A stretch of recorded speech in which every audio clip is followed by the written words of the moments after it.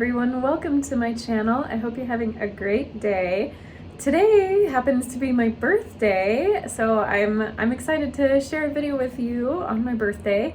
And it's a 10-minute painting. I haven't done one in a little while because I've had other projects, a much longer project that I was heavily working on. So a 10-minute painting video for you today.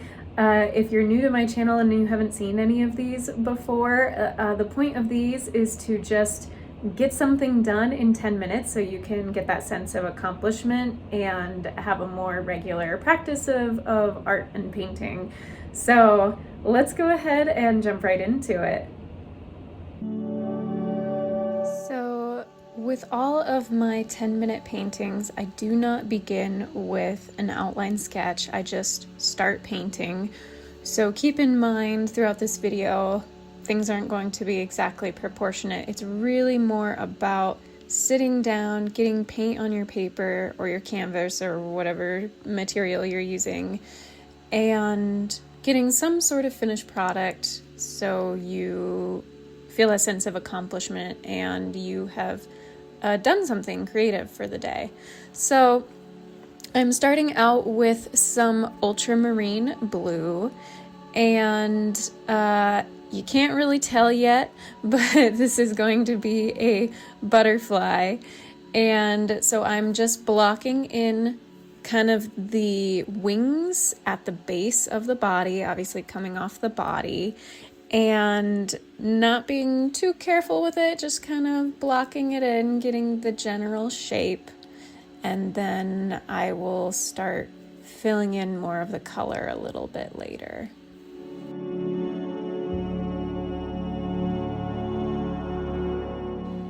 And I always get these two blues mixed up, so forgive me. One of them is cobalt blue.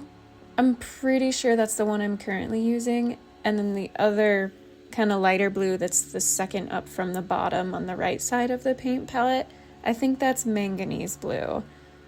If that's not correct, then just flip-flop them, so apologies. I always forget to check the paint tubes before I do these voiceover narrations so that I can verify the colors. But just know that some of those lighter blues, either like a cobalt blue, which sometimes a cerulean blue is similar to that, and then the manganese blue.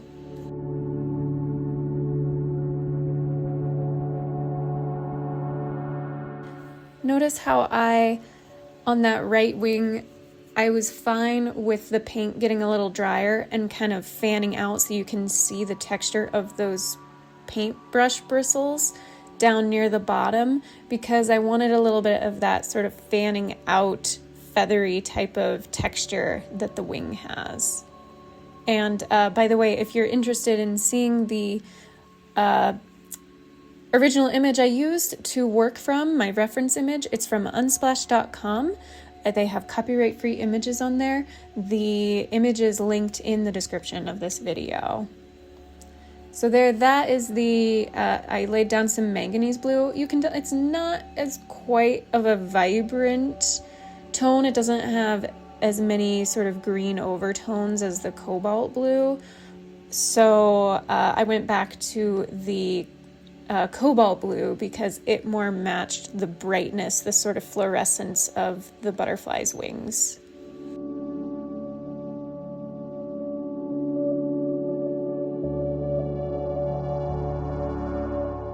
And by now, hopefully it's looking sort of like fanning out wing type shapes, and just trying to approximate the general position, the size of each wing. Again, it's not going to be perfectly accurate because we're working pretty fast here and not having an outline drawing laid down initially. So I did want to start filling in the body. I use a combination of Payne's Gray, which is just a phenomenal, rich, dark color. When you get it really thick, it almost looks black, but it has a blue tone to it. So it's a very, very deep navy.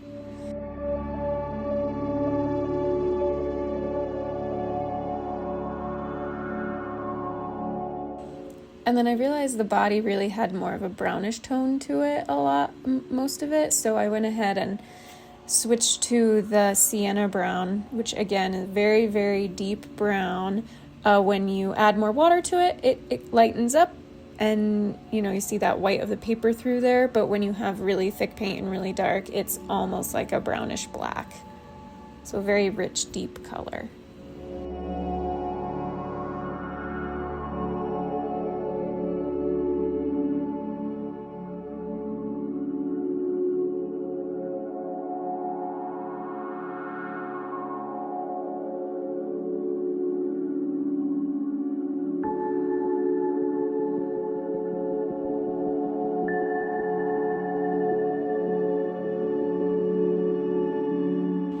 That right wing at the base of the body was very, very dark, so I did go ahead and add some more Payne's Gray in there. I didn't get quite as much texture as there actually is in the wing. There's almost like a speckling texture throughout, but because I was working so quickly, that paint was still kind of wet, the first layer of paint of ultramarine blue. And so of course, if you go wet into wet, the colors just flow into each other and you don't really get too much texture. So I tried to add a little bit at the end, but in the meantime I moved on to starting the dark outlines of the wing, which are really going to make this look more like the butterfly it really is.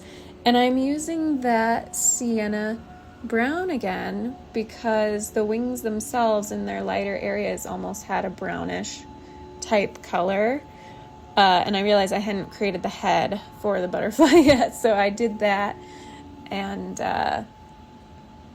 this is a fairly simple painting as far as the different parts. So if you're following along or want to try following along, I don't have too much narration to give. It's the main points are for the wings, you're going to have a little bit more watered down paint, and for those edges, the sort of black outlines of the wings, you're going to have a bit thicker paint, maybe it watered down in a few spots where it's lighter color, kind of like that right there.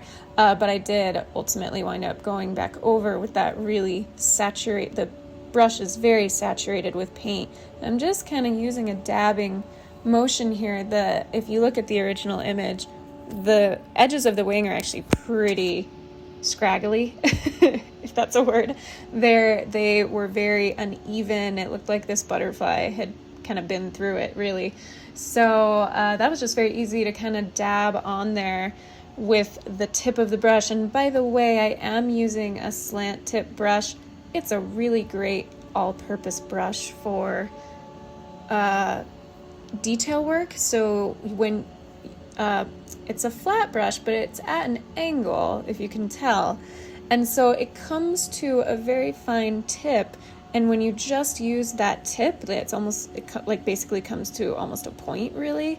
You can get nice fine detail. And then, as I was doing earlier, turning it on its side to fill in larger areas of color and smoother color. So it's a really good versatile brush, especially when you're doing some quicker paintings, if you don't want to have to be trading out different brushes for detail work versus flowing fields of color. This is a great option. It's kind of been my go-to brush lately, to be honest. Same here, you can see how decently fine those lines are with the tip of that brush, just adding in some of those hints of the lines that you get in a butterfly's wing, the veins.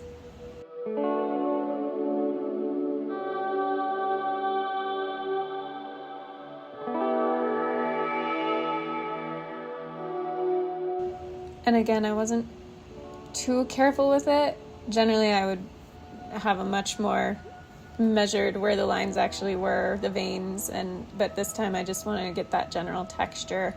Here, as I was talking about earlier, is where I go back in with some of that darker. I'm just trying to dab some of the Payne's Gray on there, and again, the paint was still a little too wet to get quite the texture I wanted, but it did a decent job. And then, of course, adding the antenna, same thing, very fine tip of the brush to get those thin lines a little more texture also on the left side and along the edges where the blue meets the dark portion of the wing. And then I was really close to running out of time here, so just to make it look a little more fun and floofy. Oh, I did add the signature first. That's what I did because I wanted to make sure I added that in there. And after doing that, I did have a little bit of time left, and I thought, you know, just to make this look a little more finished and fun and whimsical, we're gonna add some of that signature splooshes and splashes of paint. So you just get a lot of paint, a lot of water, tap your brush, use the ultramarine blue and the cobalt blue just to add that bit of whimsy. And there you go, that was 10 minutes right there.